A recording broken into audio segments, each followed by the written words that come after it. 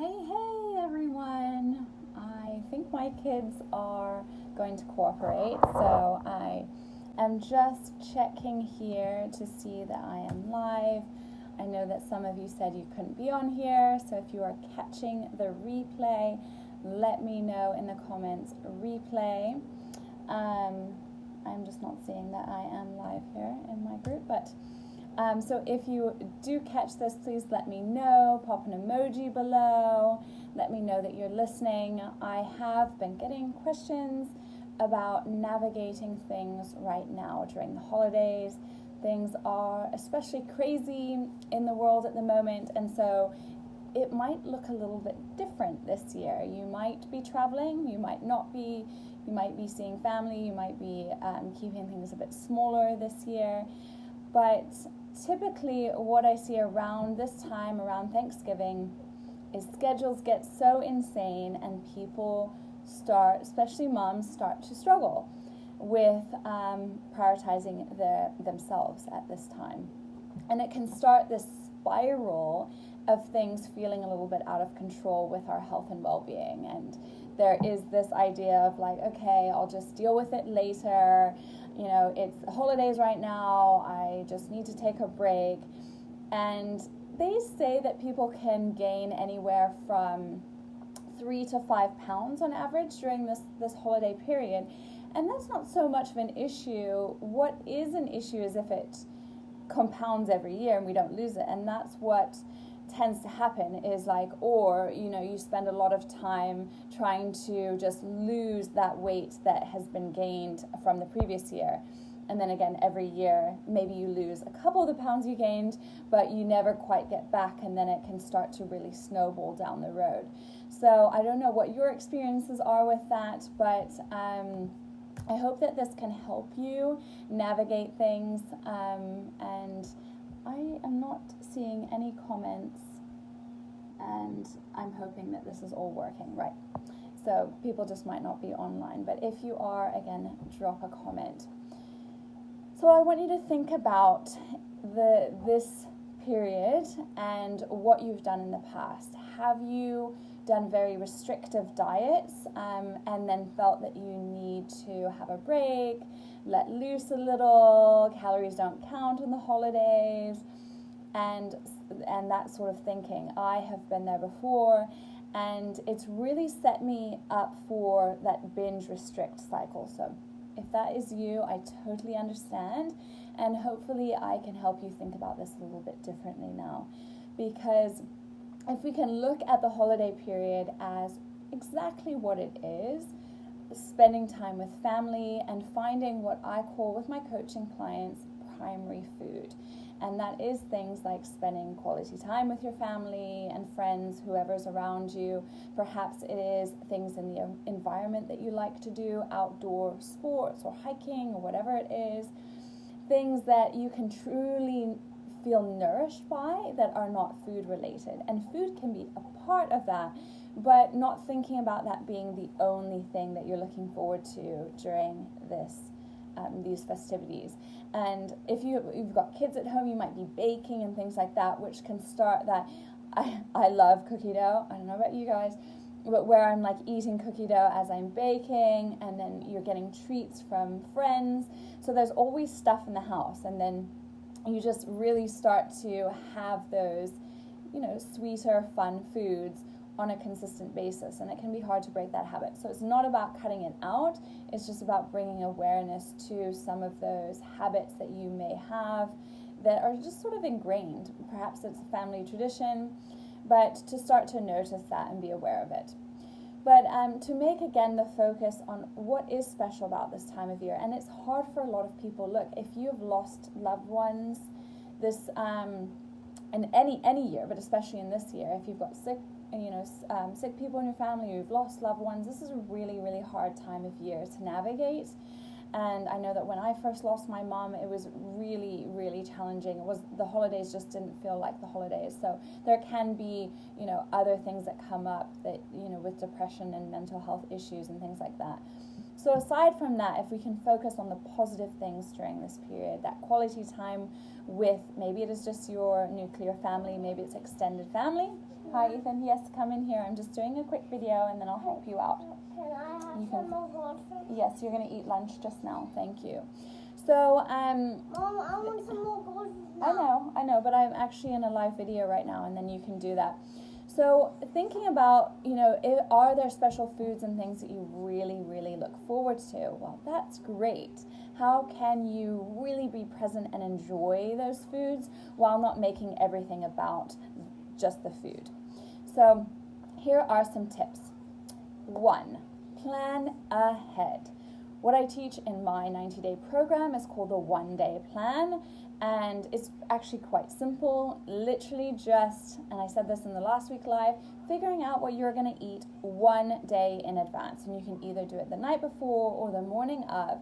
Even if you know you're going to a Thanksgiving dinner or some sort of, get together, you can plan somewhat what you're going to eat for that meal.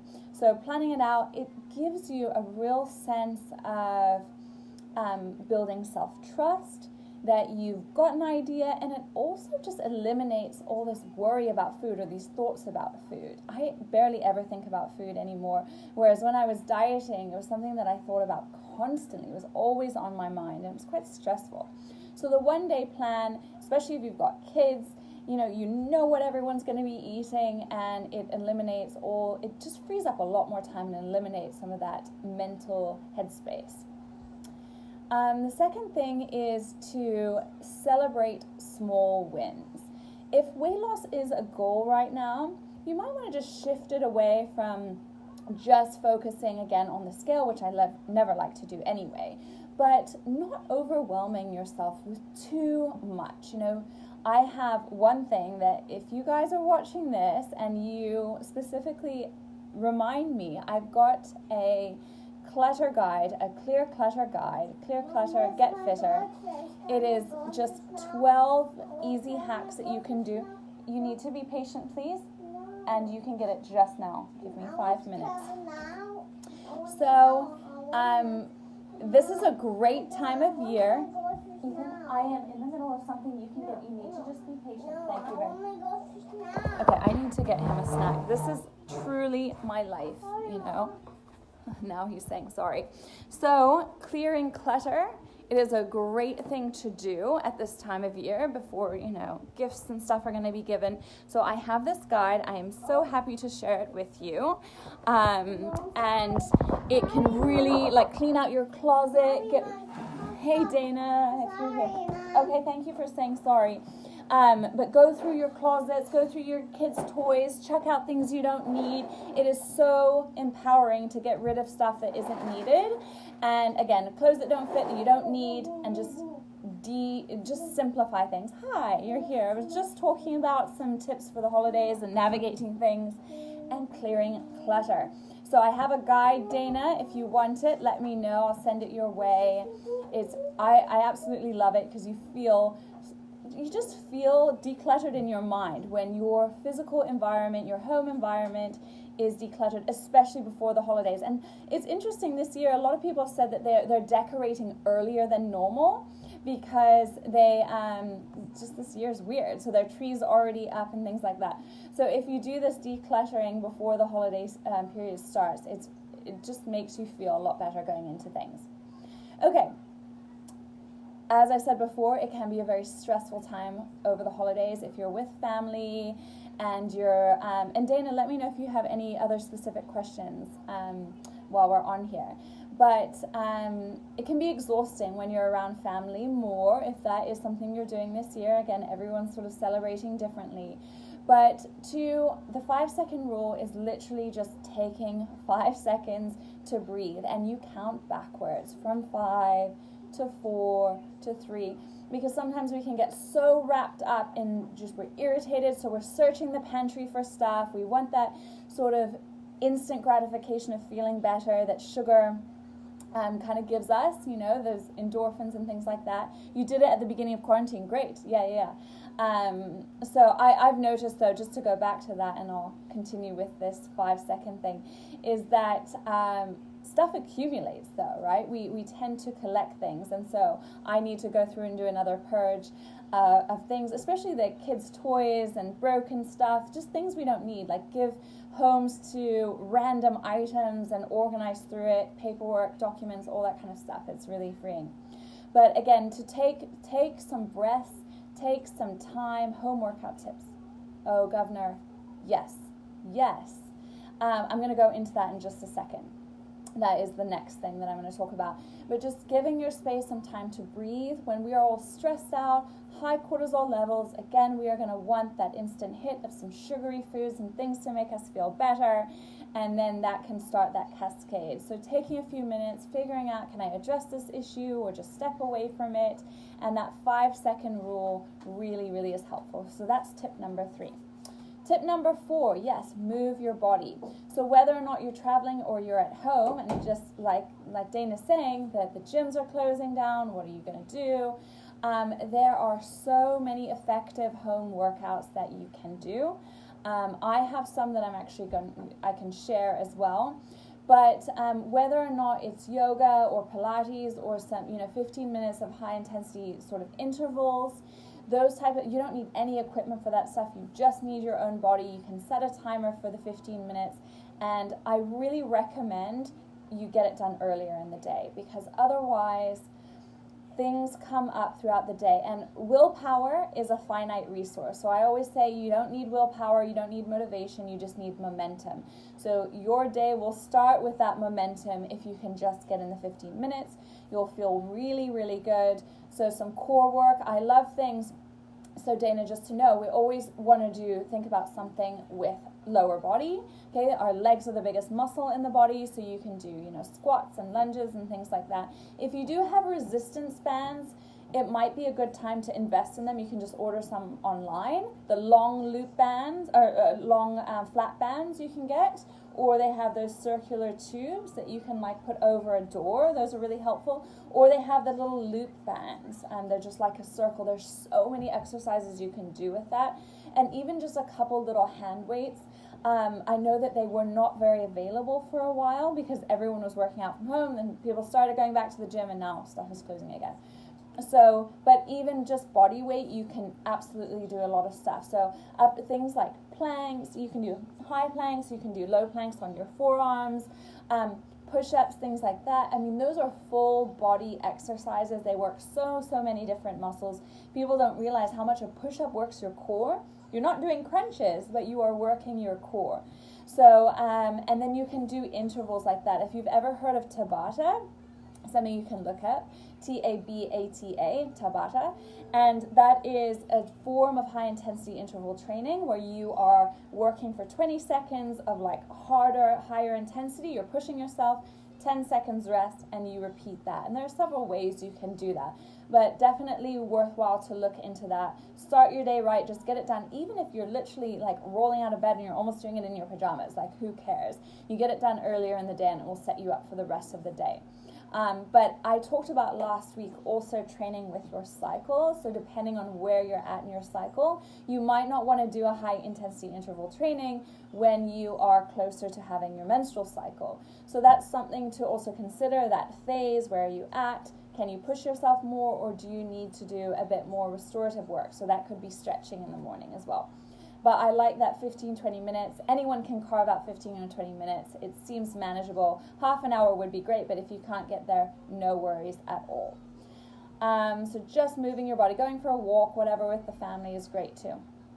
Okay, the 5th tip is to drink up. And by drinking, I mean water. So when you're not at home, you're out and about, or you're staying with family, you're traveling or whatever, we can tend to not drink as much.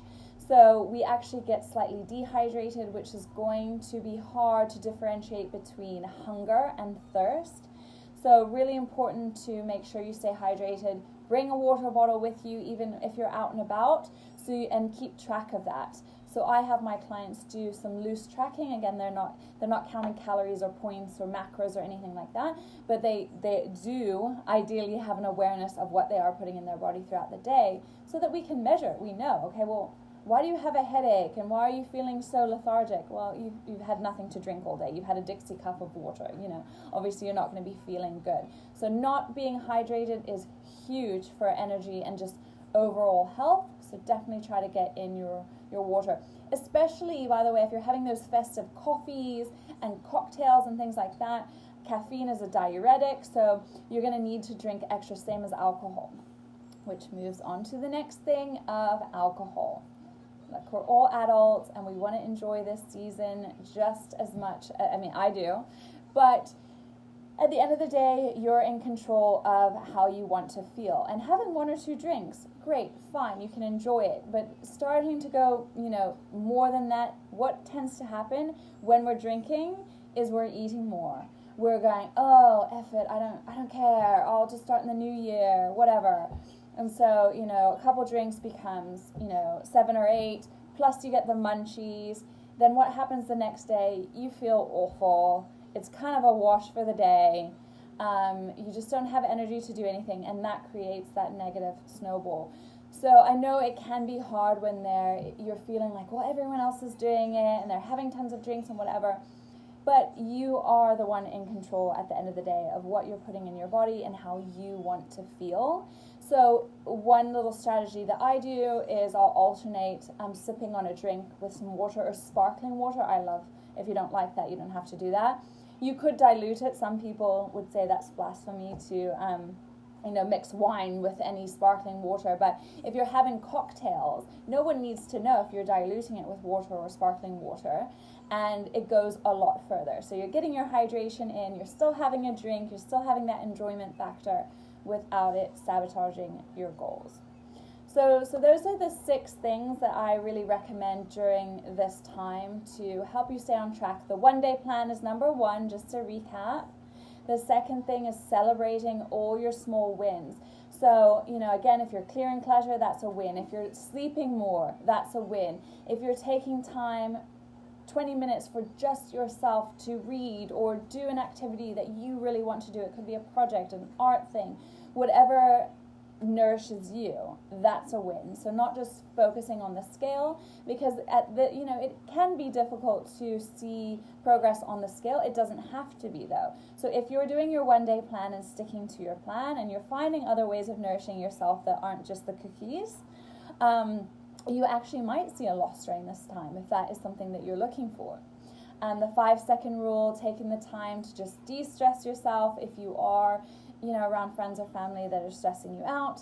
Number 4, moving your body. Start with something at the beginning of the day. Dana, did that answer your question about home workout tips? I actually, again, would like to start sending out a couple little body weight workouts for you guys. If that's something that you're interested in, then I can share it in this group as well. Or maybe even do some quick video clips of what the exercises are, if that would be more helpful. So let me know. Tip number 5, drinking enough water. And number 6, just say no. Don't feel pressure to succumb to what everyone else is doing, okay? If you know your why, and we've talked about this before, your bigger reason why you're doing this, what your goals are, what you want to achieve, remember that. Have that written down. You can have like a little widget on your phone that reminds you, but it'll just keep you going, keep you moving forward towards that goal. Yep, I'll have to be starting tomorrow. Okay, well, let me know with that. Because I definitely, that's what I do. We basically only have been working out from home this whole year. So there's so many different ways you can do that. So thanks, Dana. Thanks for hopping on. I am trying to keep these short and sweet. And with your hernia and pinched ulnar nerves, yeah, absolutely.